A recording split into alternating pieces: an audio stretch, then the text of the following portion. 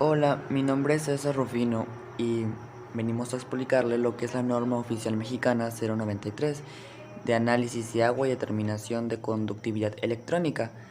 En lo particular les vengo a explicar lo que es el punto 1 y 2, empezando por el punto 0, que es la introducción, el punto 1, que es el objetivo, y el punto 2, que son los principios básicos que se deben tener en cuenta. Introducción. La conductividad electrolítica es una expresión numérica de la capacidad de una solución para transportar una corriente eléctrica. Esta capacidad depende de la presencia de iones, de su concentración total, de su movilidad, valencia y concentraciones relativas, así como de la temperatura. La determinación de conductividad es de gran importancia, pues da una idea del grado de mineralización del agua, potable, residual tratada, de proceso o bien del agua para ser utilizada en laboratorio de análisis de rutina o para trabajos de investigación. El valor de conductividad es un parámetro regulado por límites máximos permisibles en descargas de aguas residuales al alcantarillado o acuerdos de acueductos receptores. También es un parámetro de calidad del agua para usos y actividades agrícolas, para contacto primario y para el consumo humano.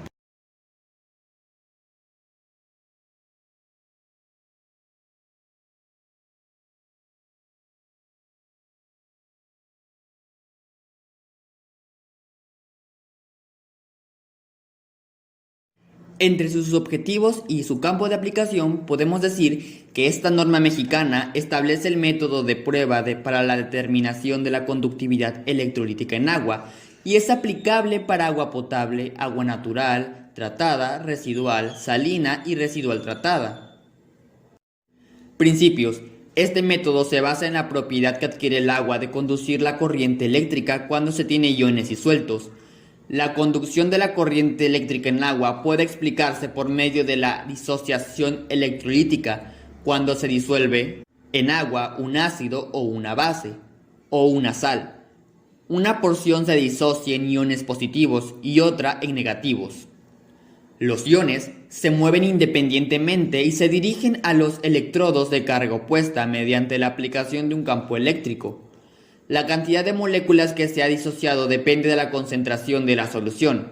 Las soluciones, al igual que los conductores metálicos, obedecen a la ley de Ohm, excepto en voltajes muy elevados y corrientes de frecuencia muy alta.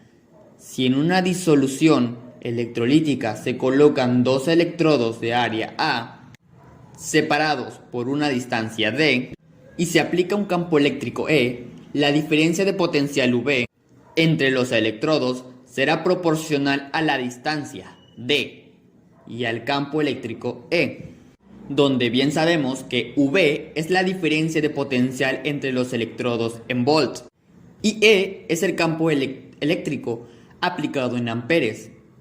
Y por supuesto D es la distancia de separación entre las placas en centímetros. La conductancia específica o conductividad es inversamente proporcional a la resistencia eléctrica y está definida por la relación donde J es la desigualdad o densidad de corriente y E es la carga eléctrica. La densidad de corriente, J, se define a su vez por la ecuación J es igual a I sobre A, donde sabemos que I es la intensidad de corriente y A es el área. Combinando las ecuaciones 1, 2 y 3, se obtiene que la diferencia de potencial V es igual a I por D sobre A. Al valor de sigma A se le conoce como la resistencia entre la presenta de la disolución al paso de la corriente y se denota por la letra R. R es igual a D sobre sigma A, por lo que la ecuación 4 se transforma en la ley de Ohm. V es igual a I R sobre sigma. La ecuación 5 se obtiene de las unidades de la conductancia específica. La ecuación anterior permite el cálculo de la conductancia específica, de la disolución, conocimiento de su resistencia y las dimensiones de la celda de conductividad. Se define como constante K de la celda de conductividad a la relación que existe entre la distancia de los electrodos D y su área A. K es igual a D sobre A. Por lo que la fórmula de conductividad está dada por sigma es igual a K sobre R. Soy Charlene y les voy a explicar sobre el punto número 3, que son las definiciones. Aguas naturales. Es el agua cruda, subterránea, de lluvia, de tormenta residual y superficial. Aguas residuales tienen una composición variada previamente de las descargas de los usos municipales, comerciales, agrícolas, pecuarias, domésticas y similares. La bitácora es un cuaderno de laboratorio debidamente foliado e identificado, en el cual los analistas van a anotar los datos de procedimientos en el análisis de las muestras, así como toda la información pertinente y relevante en su trabajo de laboratorio. La calibración es un conjunto de operaciones que van a establecer, bajo condiciones específicas, la relación entre los valores de una magnitud indicados por un instrumento o sistema de medición, o los valores representados por una medida materializada y los valores correspondientes de la magnitud realizados por los patrones, efectuando una corrección del instrumento de medición para llevarlo a las condiciones iniciales de funcionamiento. La calibración inicial es el análisis de un mínimo de 3 concentraciones distintas de estándares de los analitos de interés. Una concentración deberá estar cerca del límite de detección del método y otra al límite de intervalo lineal del método. La conductancia va a ser la propiedad que tiene una sustancia de permitir el paso de la corriente eléctrica originada por una diferencia de potencial. Se va a expresar en Siemens, que se indica con la letra S mayúscula, que es equivalente a OHM a la -1. La conductividad electrolítica o específica. Este es el recíproco de la resistencia en OHMS, medida entre las caras opuestas de 1 centímetro cúbico de solución acuosa a una temperatura específica. La fórmula de la conductividad electrolítica, donde RS es la resistencia específica y RM es la resistencia medida. Y también aquí nos muestran sus unidades. La constante de celda es la relación que existe entre la distancia de los electrodos, que se indica con la letra D minúscula, y su área. ¿Qué es una descarga? Bueno, es la acción de verter, infiltrar o depositar o inyectar aguas residuales en un cuerpo receptor en forma continua, intermitente o fortuita, donde este es el dominio público de la nación. La desviación estándar experimental nos dice que para una serie de n mediciones del mismo mensurado es la magnitud S que caracteriza las dispersiones de los resultados, y aquí nos dan una fórmula con la que podemos calcularlo. Bien, la disolución estándar es una disolución de concentración conocida, preparada a partir de un patrón primario. En la disolución madre va a corresponder a una disolución de máxima concentración en un análisis. Es a partir de esta disolución que se van a preparar las disoluciones de trabajo. Un error aleatorio es un resultado de una medición menos la medida, que resultaría de un número infinito de mediciones del mismo mensurado realizadas bajo condiciones de repetibilidad. Un error de medición va a ser un resultado de un mensurado menos un valor verdadero del mensurado o un valor convencionalmente verdadero. Un error relativo va a ser un error de medición que dividido por un valor verdadero o convencional verdadero del mensurado. Un error sistemático es una medida que resultaría de un número infinito de mediciones del mismo mensurado bajo condiciones de repetibilidad menos un valor verdadero del mensurado. La exactitud va a ser la proximidad de concordancia entre el resultado de una medición y un valor verdadero del mensurado. Material de referencia. Es un material o sustancia en el cual uno o más valores de sus propiedades Son utilizados para la calibración de aparatos, la evaluación de un método de medición o para asignar valores a los materiales. El material de referencia certificado es un material de referencia que viene acompañado de un certificado, en el cual uno o más valores van a estar certificados por un procedimiento que va a establecer la trazabilidad a una realización exacta de la unidad en la cual se expresan los valores de la propiedad, y en el que cada valor certificado se va a acompañar de una incertidumbre con un nivel declarado de confianza. La medición es un conjunto de operaciones que tiene por objeto determinar el valor de una magnitud. El mensurado es una magnitud particular sujeta a la medición. Una muestra compuesta. Una muestra compuesta va a ser la que resulta de mezclar un número de muestras simples. Para que nosotros conformemos la muestra compuesta, el volumen de cada una de nuestras muestras simples debe ser proporcional al caudal de la descarga en el momento de su toma. Muestra simple, la que se va a tomar en el punto de descarga de manera continua en un día normal de operación. Va a reflejar cuantitativa y cualitativamente el o los procesos más representativos de las actividades que generan la descarga. Durante el tiempo necesario para completar, cuando menos, un volumen suficiente para que se lleve a cabo los análisis necesarios para conocer su composición, aforando el caudal descargado en el sitio y en el momento de muestreo. Un parámetro es una variable que se utiliza como referencia para determinar la calidad del agua. Un patrón es un material de referencia o un instrumento de medición, una medida materializada o sistema de medición destinado a definir, realizar, conservar o reproducir una unidad o uno o más valores de una magnitud para utilizarse como referencia. El patrón nacional es un patrón reconocido por una decisión nacional en un país. Va a servir de base para asignar valores a otros patrones de la magnitud concerniente. Un patrón primario es designado o reconocido ampliamente como un patrón que tiene la más alta cualidades metrológicas y cuyo valor es aceptado sin referencia a otros patrones de la misma magnitud. El patrón de referencia es en general de la más alta calidad metrológica, disponible en un lugar dado o en una organización determinada, del cual se derivan las mediciones realizadas en dicho lugar.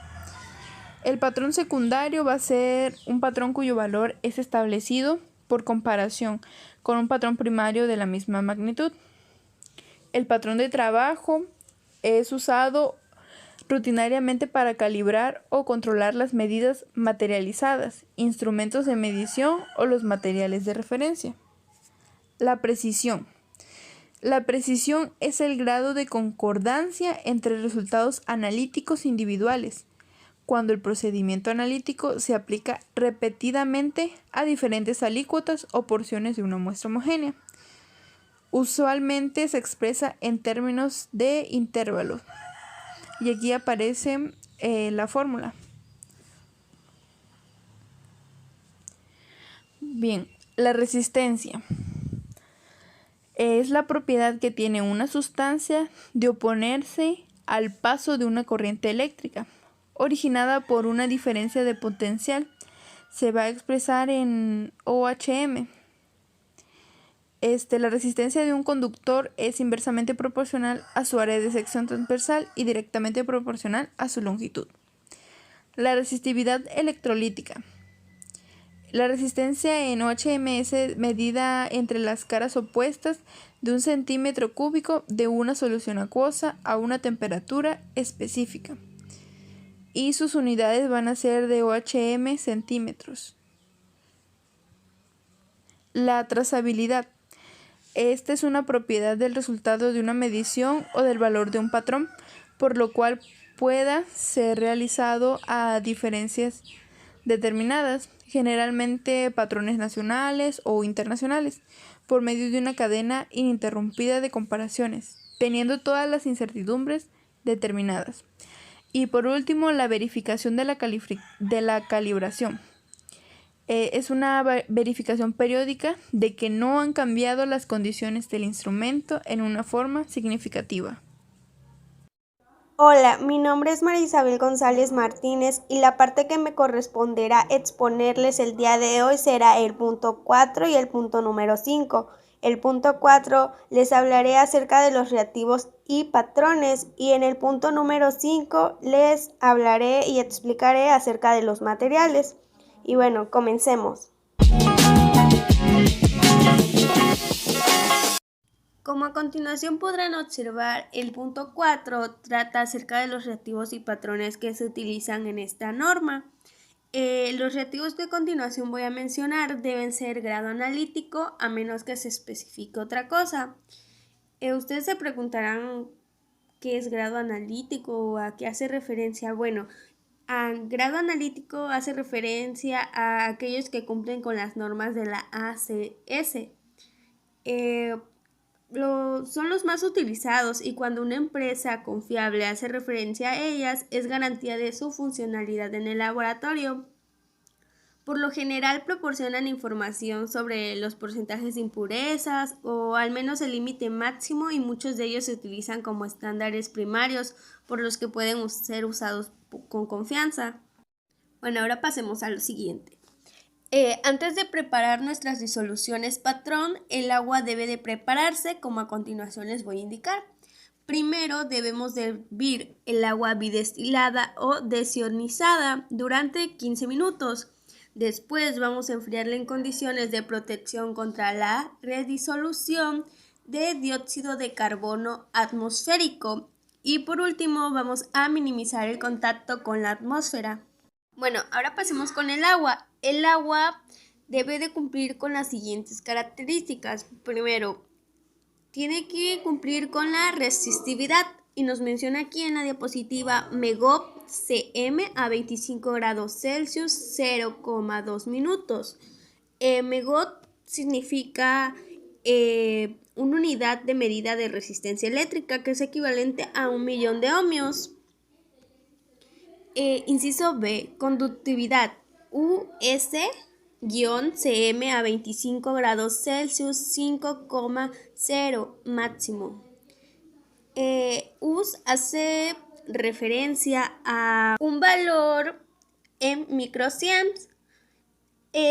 Inciso C, pH 5,0 a 8,0. Alcohol 95% alcohol etílico, alcohol isopropílico o alcohol metílico. Después, agua regia.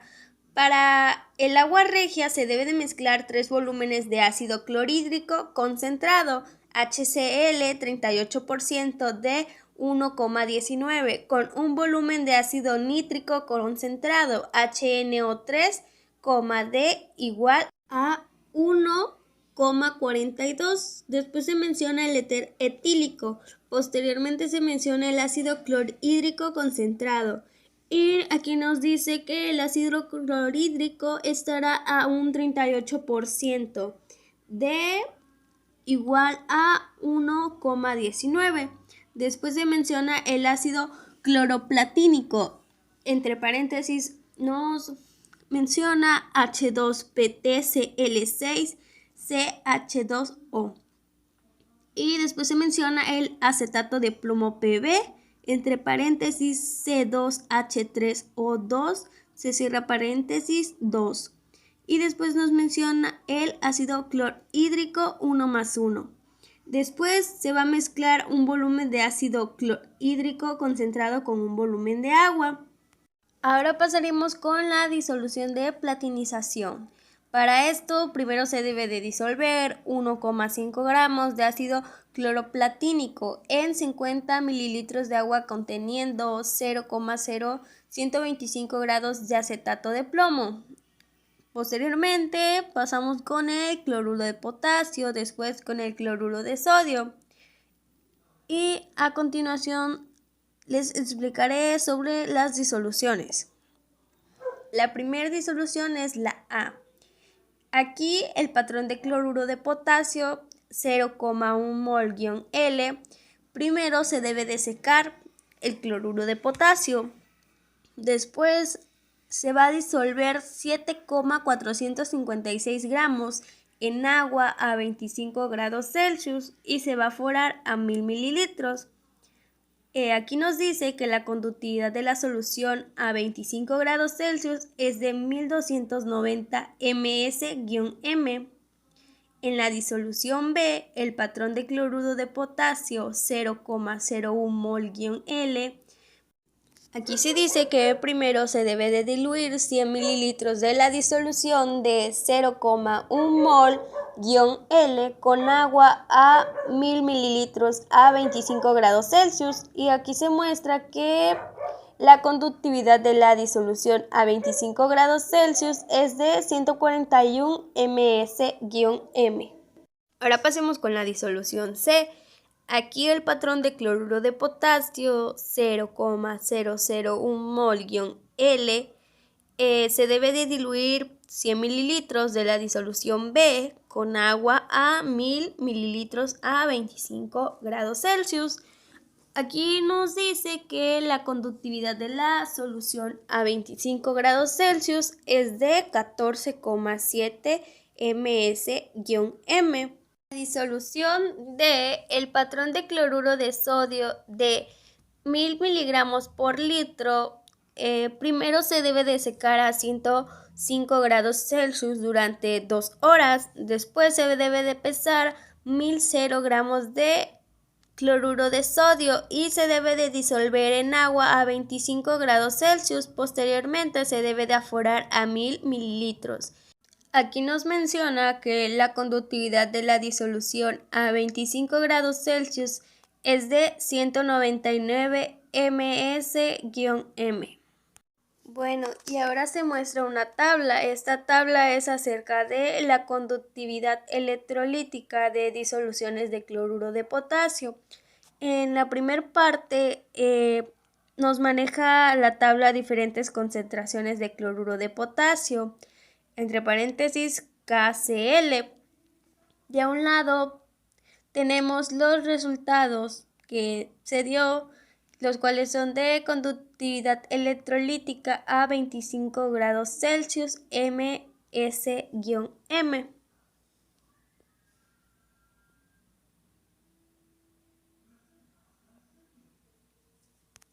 En la tabla número 2 se muestra acerca de la conductividad electrólica de soluciones de cloruro de sodio. En una parte tenemos la concentración de cloruro de sodio y nos da 4 concentraciones, y a un lado tenemos los resultados de la conductividad electrolítica a 25 grados Celsius en ms-m. Y a continuación pueden apreciar los resultados y las concentraciones que se utilizaron en esta tabla. Ahora pasamos con el punto número 5, que es acerca de los materiales que se utilizan en esta norma. Todo el material volumétrico utilizado en este procedimiento debe ser clase A, con certificado, o en su caso debe de estar calibrado. Ahora pasamos con el termómetro. Este debe de estar bien calibrado. El siguiente es la celda de conductividad. Bueno, esta se divide en 2 tipos de celdas. La primera es la celda de conductividad tipo electrodo de platino. Aquí nos dice que este tipo de celda es en forma de pipeta o de inmersión. La elección de la celda va dependiendo de la amplitud esperada de conductividad y de la amplitud de resistencia del instrumento. La segunda celda, que es la de flujo continuo, directo o en línea. Las celdas de flujo continuo, directo o en línea deben ser usadas para mediciones de conductividades abajo de 10 US-cm para evitar contaminación de la atmósfera. Se recomienda que el flujo a través de la celda sea de 0,3 m-s. Bueno, los electrodos de platino o platinizados. Estos pueden ser usados para todas las determinaciones, a excepción de las conductividades abajo de 0,1 US-cm. Estos no son muy recomendables para el agua residual, pues se contaminan fácilmente. El siguiente son los electrodos hechos de metales. más comunes como duraderos, acero inoxidable, entre otros, para mediciones continuas en campo o rutinarias. La calibración de estas celdas debe realizarse mediante el uso de una solución patrón y mediante comparación de la conductividad de la muestra con los resultados obtenidos con un instrumento de laboratorio. A continuación se muestra una tabla. Esta tabla es acerca de las constantes de celda recomendadas para varios rangos de conductividad. En la primera parte nos marca ciertos rangos. Dice en el primer recuadro, rango de conductividad US-CM, y a un lado de ello dice constante de celda, CM-1, y nos muestra unos resultados, los cuales a continuación pueden apreciar. Esto sería todo de mi parte, muchas gracias. Hola, buenos días. Mi nombre es Vanessa Yamilet Ortiz Nolasco. Soy del sexto J de la especialidad de laboratorista químico. 6. Equipo. Medidor de conductividad. Conductímetro. Consiste en una fuente de corriente alterna, un puente de Wheatstone o equivalente, un indicador de valor nulo y una celda de conductividad u otro instrumento que mida el índice de corriente alterna y su voltaje a través de la celda, proporcionando una lectura lineal de conductividad con compensador de temperatura manual o automático. Para mediciones de campo se requiere que el equipo sea portátil con las mismas características de laboratorio. 7. Recolección, preservación y almacenamiento de la muestra. 7.1. Cuando sea posible, debe efectuarse la determinación de conductividad directo en el punto de muestreo sin extraer la muestra. Si no es posible, tome un volumen mínimo requerido según el instrumento empleado en un envase de polietileno limpio y determine la conductividad de inmediato. 7.2. La determinación de la conductividad debe realizarse lo más pronto posible, en especial cuando existe la posibilidad de un intercambio de gases tales como el dióxido de carbono y amonio con la atmósfera, o sea posible una actividad biológica. Si no es posible determinarla en el sitio de muestreo, tomar la muestra en un recipiente de polietileno de alta densidad con sello hermético y llenar completamente el recipiente. No requiere de ningún conservador. La actividad biológica puede reducirse mediante la refrigeración a 4 grados Celsius en la oscuridad. Tomar la temperatura de agua en el sitio de muestreo. Analizar lo más pronto posible antes de 24 horas. 8. Control de calidad. 8.1. Cada laboratorio que utilice este método está obligado a operar con un programa de control de calidad formal. 8.2. Es obligatorio para el laboratorio mantener los siguientes registros: los nombres y títulos de los analistas que ejecutaron los análisis y el encargado de control de calidad que verificó los análisis, las bitácoras manuscritas de los analistas y del equipo en los que contengan los siguientes datos: identificación de la muestra, fecha de análisis, procedimiento cronológico utilizado, cantidad de muestra utilizada, número de muestra de control analizada, trazabilidad de las calibraciones de instrumentos de medición, evidencia de aceptación o rechazo de los resultados. Además, el laboratorio debe de mantener la información original reportada por los equipos de disquetes o otros que respalden la información, de tal forma que permita a un evaluador externo recurrir cada determinación mediante el seguimiento de información desde la recepción de la muestra hasta el resultado final. 8.3. Las lecturas de la balanza analítica utilizadas para actuar las pesas de los reactivos deben ser trazables a los patrones del Centro Nacional de Metrología. Mi nombre es Enrique Alfonso Ordórica Mendoza y voy a hablar acerca de la calibración. Primero, debemos de saber qué tanto se da un uso al medidor de conductividad. ya que si se le da un poco uso, primero debemos de calibrarlo utilizando las instrucciones del fabricante.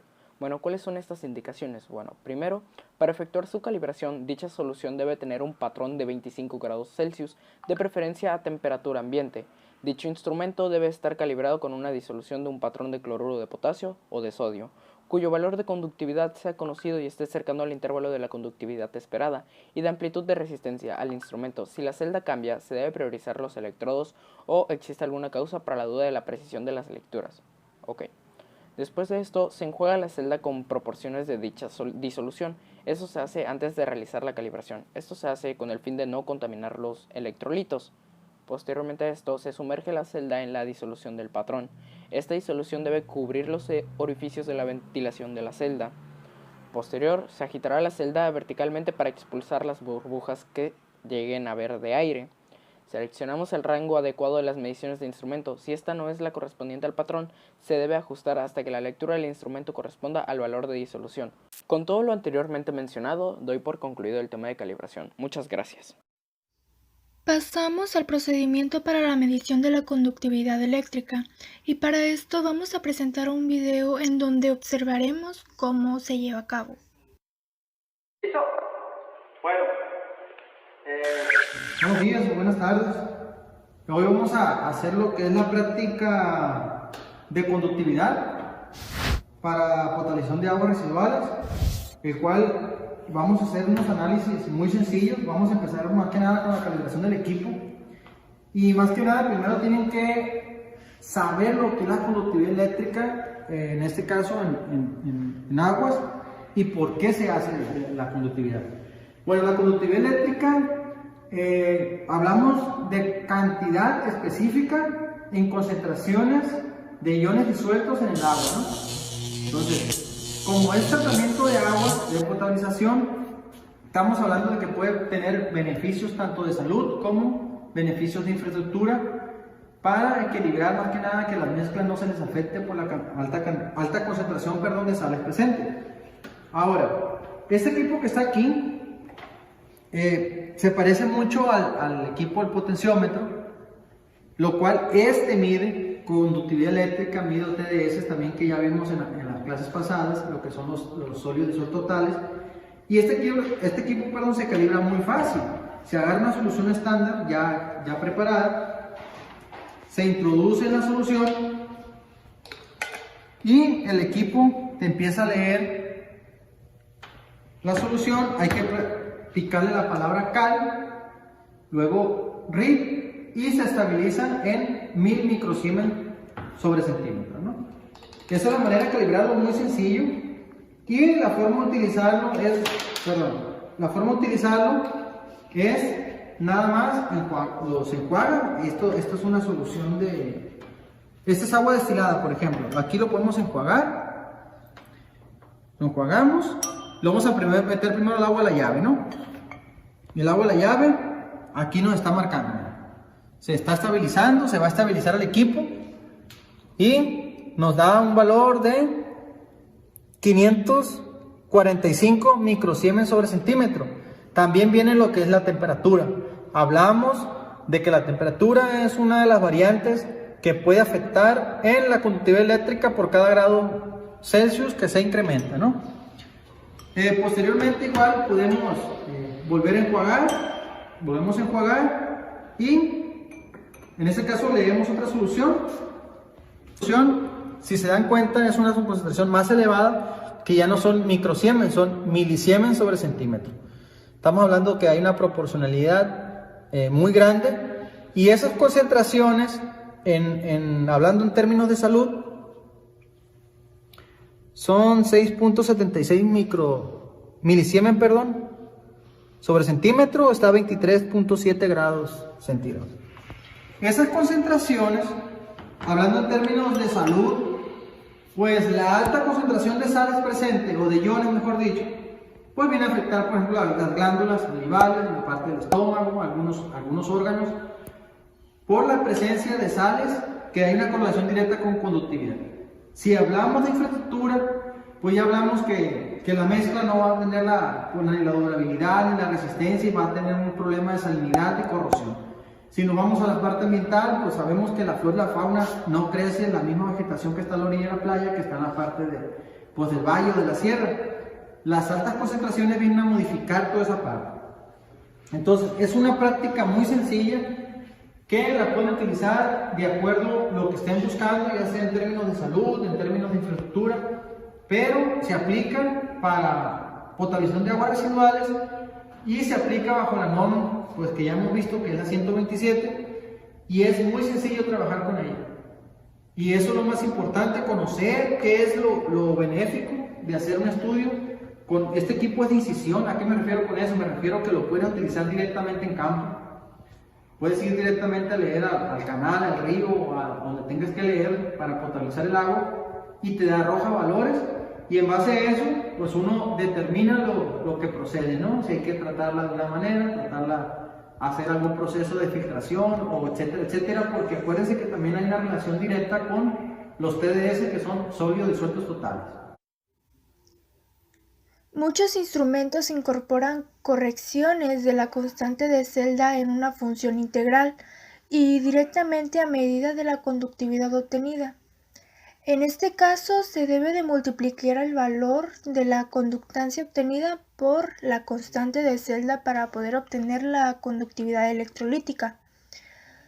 Y hablando del factor de conductancia de disoluciones electrolíticas en agua, este es casi siempre positivo, y el cual tiene una magnitud del 1 al 3% por grado centígrado, pero esto depende de la concentración de los iones electrolíticos y de su naturaleza.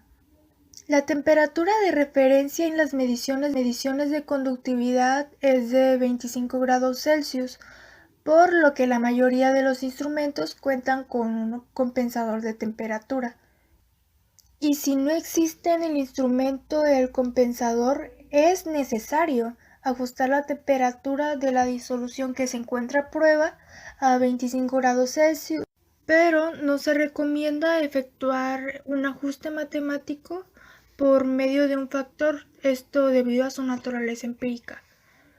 Y existen factores de corrección por temperatura muy específicos, esto para la conservación de valores de conductividad de aguas naturales a distintas temperaturas en grados Celsius, a la temperatura de referencia que es 25 grados Celsius. Pasamos a mantenimiento de electrodos y preparación de electrodos.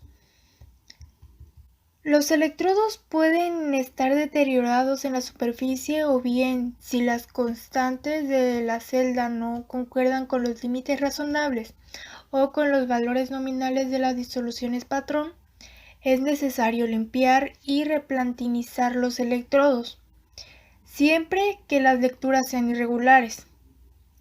Cuando no pueda obtenerse un punto final neto o cuando la inspección muestre que se han desprendido capas de negro de platino. Y otra cosa, los electrodos de platino son usados para determinaciones de precisión. Para limpiar la celda se debe de mezclar una parte del volumen de alcohol isopropílico, una parte de etiléter y otra parte de ácido clorhídrico, 1+1. Limpiar y enjuagar con agua desionizada. Una nota importante: los electrodos de la celda no se deben lijar o raspar, ya que esto puede desprender la capa de platino. Y para remover el negro de platino restante de los electrodos, se limpian con agua de regia o por electrólisis con ácido clorhídrico. Pasamos a la replatinización de electrodos.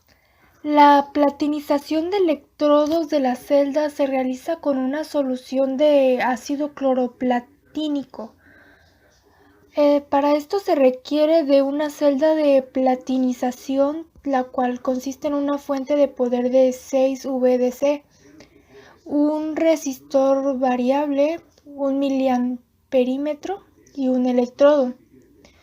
El depósito de platino resulta ser de color negro y debe presentar buena adherencia a la superficie del electrodo. El procedimiento de platinizado no es realmente crítico. Una buena capa de platinizado se puede obtener usando de 1,5 a 3 C sobre centímetros cúbicos de área de electrodo.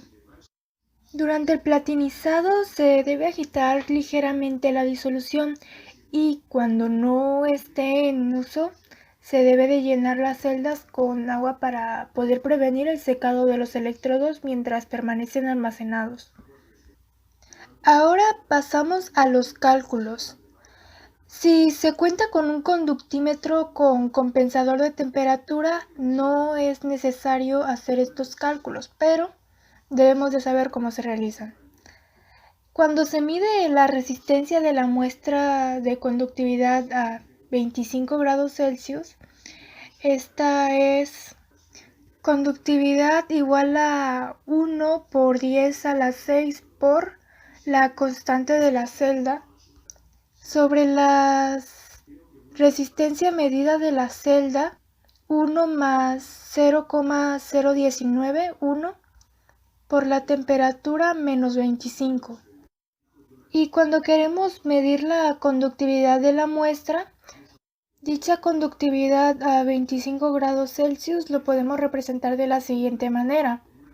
Conductividad es igual a conductividad medida por 1x10 a la 6 por la constante de la celda sobre 1 más 0,019 por temperatura menos 25.